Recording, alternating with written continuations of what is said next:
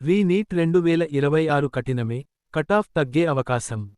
విద్య, ప్రత్యేక కథనం, వైద్య విద్యలో ప్రవేశాలకు నిర్వహించే national eligibility cum entrance test under graduate re NEET 2026 పరీక్ష ఈసారి అభ్యర్థులకు కాస్త కఠినంగానే మారినట్లు విద్యా నిపుణులు, పరీక్షకు హాజరైన విద్యార్థులు అభిప్రాయపడుతున్నారు. 2 సంవత్సరాలుగా ఎంబీబీఎస్, బీడీఎస్ ప్రవేశాల లక్ష్యంగా కష్టపడి సిద్ధమైన ఇంటర్ బైపీసీ విద్యార్థులు ఈ ఏడాది అనూహ్య పరిణామాల కారణంగా 2 సార్లు పరీక్ష రాయాల్సి వచ్చింది. పేపర్ లీకేజ్ ఘటన నేపథ్యంలో తొలుత నిర్వహించిన నీట్ పరీక్షను అధికారులు రద్దు చేయగా, అనంతరం జూన్ 21న రీ-నీట్ పరీక్షను నిర్వహించారు. పరీక్ష ముగియడంతో ఎన్ని మార్కులు వస్తే ఎంబీబీఎస్, బీడీఎస్ సీటు లభించే అవకాశం ఉంది, కౌన్సెలింగ్ ఎలా ఉంటుంది, కటాఫ్ ఎంత వరకు ఉండొచ్చు అనే అంశాలపై విద్యార్థులు, తల్లిదండ్రుల్లో ఆసక్తి నెలకొంది. విద్యా నిపుణుల విశ్లేషణ ప్రకారం ఈసారి రీ-నీట్ ప్రశ్నపత్రం గత పరీక్షతో పోలిస్తే మరింత కఠినంగా ఉందని తెలుస్తోంది.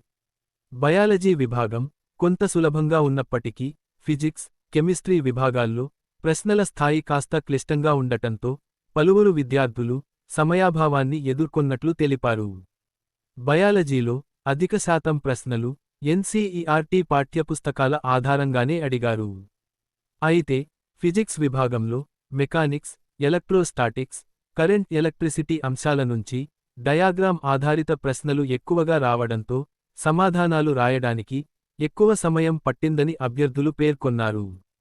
కొన్ని ప్రశ్నలకు 2-3 ఫార్ములాలను ఉపయోగించి సమాధానం కనుగొనాల్సి రావడంతో సమయ నిర్వహణ సవాలుగా మారింది.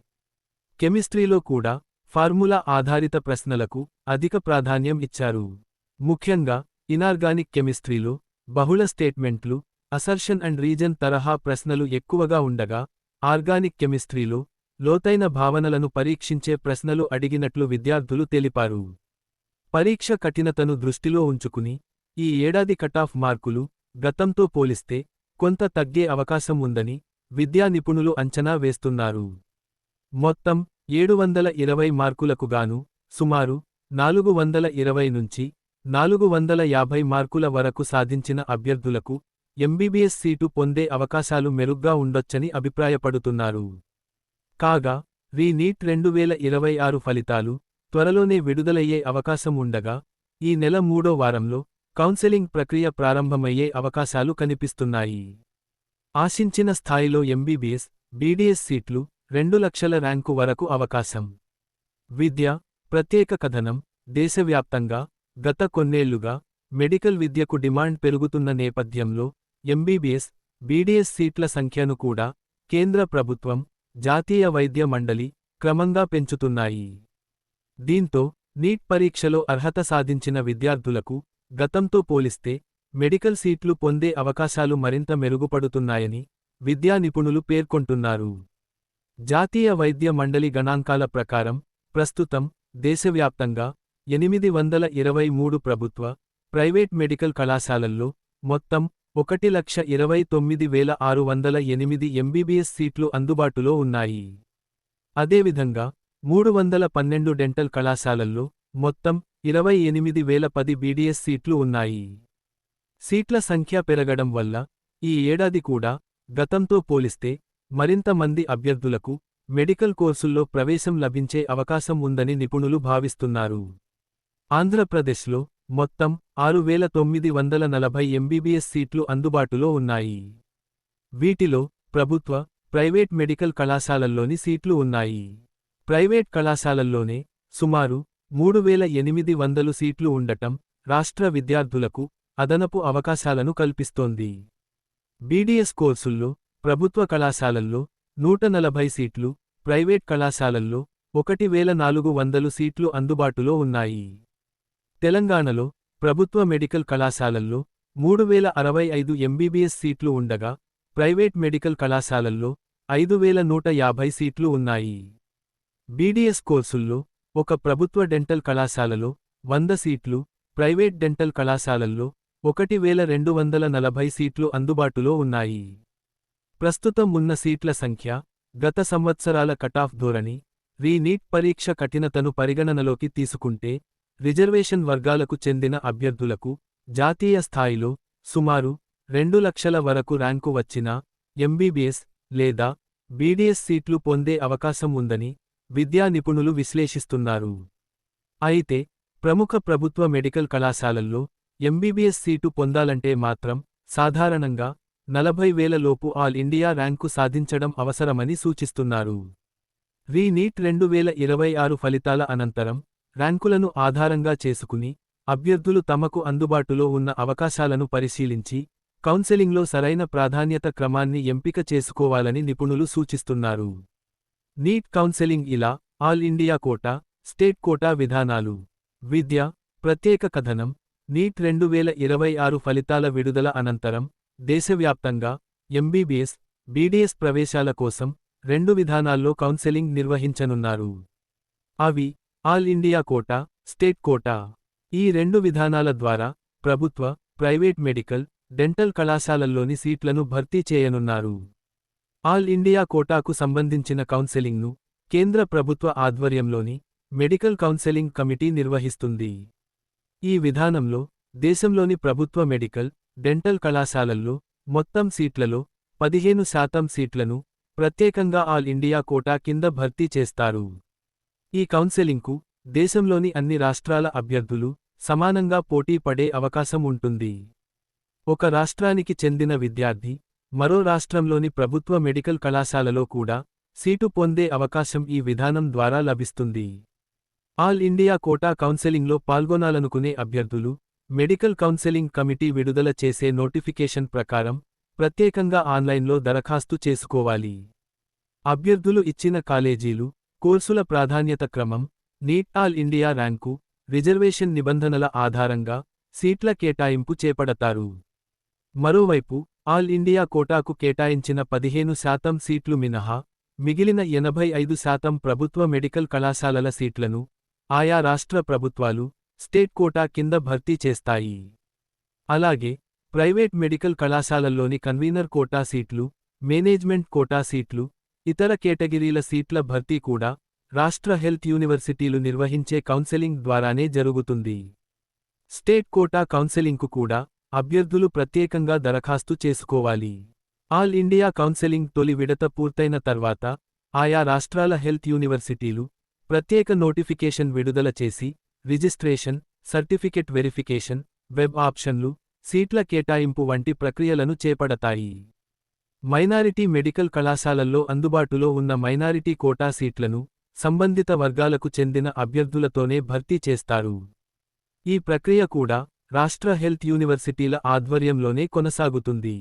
కాబట్టి నీట్ అర్హత సాధించిన అభ్యర్థులు ఆల్ ఇండియా కోటాతో పాటు స్టేట్ కోటా కౌన్సెలింగ్లకు కూడా తప్పనిసరిగా దరఖాస్తు చేసుకుంటే మెడికల్ సీటు పొందే అవకాశాలు మరింత పెరుగుతాయని నిపుణులు సూచిస్తున్నారు.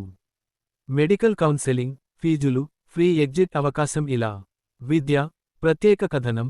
నీట్ 2026 ఫలితాల అనంతరం మెడికల్ కౌన్సెలింగ్ ప్రక్రియ పూర్తిగా ఆన్లైన్లో నిర్వహించనున్నారు.